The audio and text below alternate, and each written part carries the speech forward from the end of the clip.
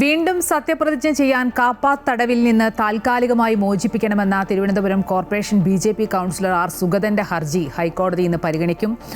സുഗതന് ജയിലിൽ സത്യപ്രതിജ്ഞ ചെയ്യാനാകുമോ എന്ന് സർക്കാരിനോട് കോടതി ചോദിച്ചിരുന്നു. ഇക്കാര്യത്തിൽ സർക്കാർ ഇന്ന് മറുപടി നൽകും.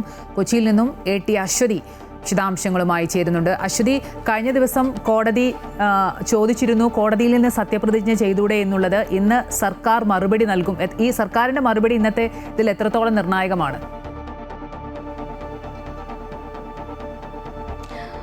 അമ്പിളി, തീർച്ചയായിട്ടും ഇന്നത്തെ സർക്കാരിന്റെ മറുപടി വളരെ നിർണായകമാണ്. പ്രത്യേകിച്ച് രാഷ്ട്രീയമായി കൂടി ഇതിന് ഒരു പ്രാധാന്യമുള്ള സാഹചര്യത്തിൽ ഇന്ന് സുഗതന് സത്യപ്രതിജ്ഞ ചെയ്യാൻ സാധിക്കുമോ ഇല്ലയോ എന്നതാണ് ഇതിൽ ഏറ്റവും പ്രധാനപ്പെട്ടത്. അതുകൊണ്ട് ഈ കാപ്പ കേസ് പ്രതിയായി ജയിലിൽ കഴിയുന്ന സുഗതന് സത്യപ്രതിജ്ഞ ചെയ്യുന്നതിൽ വലിയ ബുദ്ധിമുട്ട് അത് ജയിലിൽ നിന്ന് തന്നെ ചെയ്യാൻ സാധിക്കില്ലേ എന്നതാണ് കോടതി ചോദിച്ചിരിക്കുന്നത്. അതിൽ സർക്കാരാണ് ഇനി മറുപടി പറയേണ്ടത്. നേരത്തെ നെടുമങ്ങാട് കോടതിയിൽ സുഗതനെതിരെയുള്ള മറ്റ് 2 കേസുകൾക്ക് ജാമ്യം ലഭിച്ചിരുന്നു. പക്ഷേ കാപ്പ കേസ് നിലനിൽക്കുന്നതാണ് ഇതിനൊരു ബുദ്ധിമുട്ടായിട്ടുള്ളത്. കാപ്പ കേസിൽ നിന്നും മോചിതനായാൽ മാത്രമാണ് ആ ജാമ്യം കൂടി നിലനിൽക്കൂ എന്നുകൂടി അന്നത്തെ ഉത്തരവിൽ ഉണ്ടായിരുന്നു.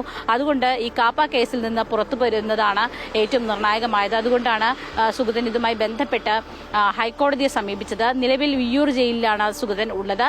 എന്തായാലും എത്രയും വേഗം സത്യപ്രതിജ്ഞ ചെയ്യുക എന്നതാണ് ഇതിൽ ഏറ്റവും പ്രധാനപ്പെട്ടത്. ഇല്ല എങ്കിൽ വീണ്ടും തെരഞ്ഞെടുപ്പ് അടക്കം നടക്കാനുള്ളൊരു സാധ്യതയുണ്ട്.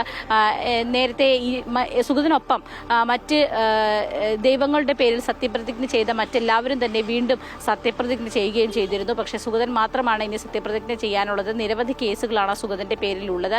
എന്തായാലും ഇന്നത്തെ സർക്കാർ മറുപടിയായിരിക്കും ഏറ്റവും പ്രധാനപ്പെട്ടത്. അത് നിയമപരമായി മാത്രമല്ല, സർക്കാർ ഏത് തരത്തിലായിരിക്കും സുഗതൻ ബി.ജെ.പി. സ്ഥാനാർത്ഥി ആയതുകൊണ്ട് തന്നെ സർക്കാർ ഏത് തരത്തിലായിരിക്കും അത് കോടതിയിൽ മറുപടി പറയുക എന്നതുകൂടി ഇന്ന് രാഷ്ട്രീയമായി കൂടി വളരെ പ്രാധാന്യമുള്ളതാണ്. അമ്പിളി.